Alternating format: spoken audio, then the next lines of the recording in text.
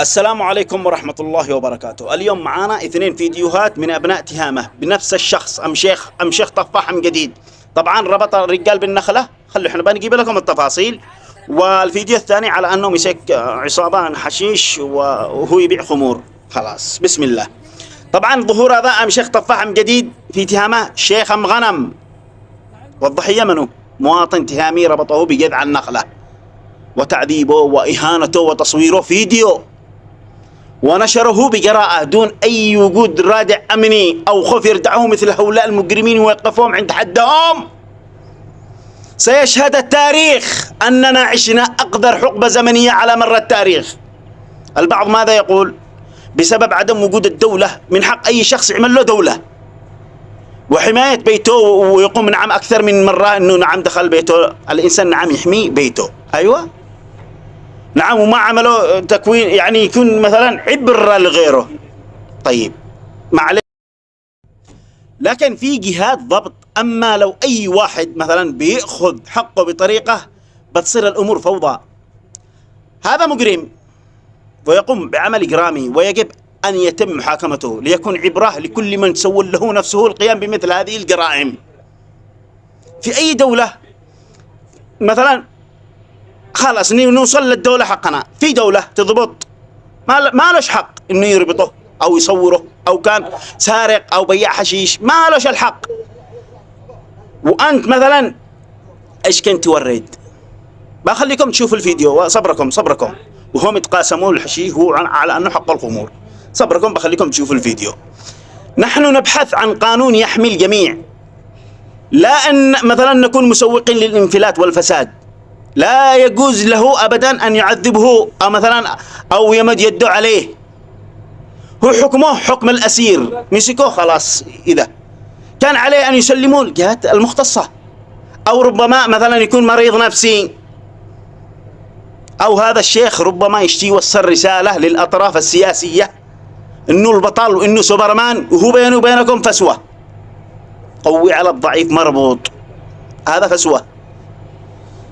أنا أعرف إن الدولة مثلا هي من تحاكم السرق والقتلة. الدولة تحاكم السرق والقتلة كل الدول، وليس المشايخ الذي مسوين لهم سجون سرية في البيوت. كلنا مع أبناء تهامة المظلومين، والله مظلومين من الطرفين.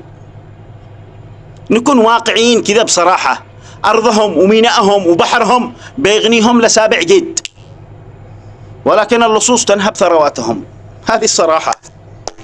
هذا الشيخ نعم مسك هذا الشخص، لحظة بقول لكم، هذا الشخص نعم مسكه، نعم دخل بيته 4 مرات. وفي الحقيقة نعم ربطوه لابن تهامة ذا لغرض، أنا على ما أعتقد لغرض سياسية. عند طارق عفاش يوصل لهم رسالة وعمار عفاش، وعشان ايش؟ يرضي المشرفين سياده انه البطل انه ربطوا له النخلة وضربه. طيب مش بالطريقة هذه، حسبي الله ونعم الوكيل. ركزوا على التاريخ الذي بيكلمكم بالفيديو، تاريخ 7/10/2024. الفيديو حق الخمور. الرجال هامور كبير ومنو ما يعرفوش يشقي على المشرفين في الحديدة. لو أقول لكم إنه هذا الدنسوع الذي ربط الرجال لظهر الشجرة سارق موزع حشيش هو بنفسه، وما فيش دولة تحكم بالعدل. صرنا بغابة كل واحد مسوي له سجن.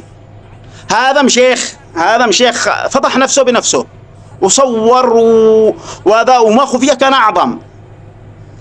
ومعي دليل، الرجال يطلب الله وربي فضحوه ومصور فيديو يتقاسمون المشرفين. طبعا المشرفين متخاذلين في تنفيذ القانون. ولماذا طرحوا هذا البلطجي؟ يتصرف على ما يشتي، يحبس من ما يشتي ويضرب من ما يشتي ويتقطع على من ما يشتي، وايش هم بيحصلوا حقهم لعندهم. لن يقوموا باتخاذ العقوبات المناسبة لمثل هذه الجرائم. الأيام هذه تشوف المشرف نفسه هو من يحمي القاتل والمجرم والسارق ويظلم صاحب الحق ويحمي كذلك المغتصب. ولا ننسى قضية جنات قد شفنا بعيوننا. فعندما تجد القانون مثلا، عندما تجد ما بش قانون، فتجد المجتمع يعني خلاص كل احنا بذا نشتي نحاكموا ذا طفح. ابناء تهامة الشرفاء والله إنهم مظاليم، أشهد لله إنهم مظلومين، اللهم كن معهم يا الله. مع سلامة الله. اسمك؟ ها؟ اسمك؟ معاذ محمد. معاذ محمد ايش؟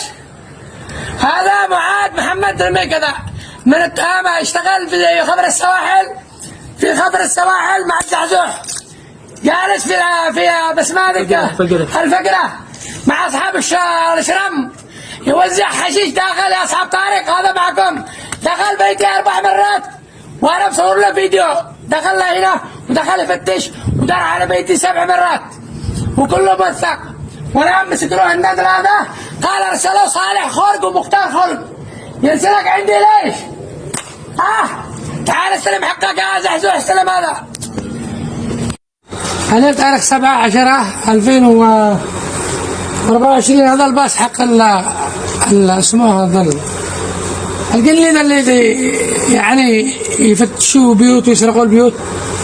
لعلمكم حصلنا قبل ما اوريكم ايش داخل السياره، طبعا فيدي نحن قاعده قبلكم، مش كل حاجه لكم تربعوا سكروب انتم. اتضح انه هذا الرجال معه 60 بنات يدخلوا بيوت ناس بعد ما تحريت، وانتم يا امن وانتم رجال اتحروا. هذا رجل له نشاط، بنات من حليده دخلوا بيت مين؟ بيت الشميري. الستين الحريم اللي ضربوا بيت الشميري هم الستين اللي يركبون معه احيانا ويوزعوا خمور وحشيش. هذا شاهد الخيامي، وهذا علي زيد، وهذا كله مقواري. انت شهود. تعال العالم ضوي يا اخي، تعال شويه ضوي. طبعا علم جمهوري، جمهورية. هذا فيدي، فعليك عال والله ما بالواحد. هذا فيدي. اما الحشيش لكم شلوا لكم، انا مش حق حشيش، من نوع بضاعة ممتاز. الله صالح يجيب بضاعة مليح ذا اليوم.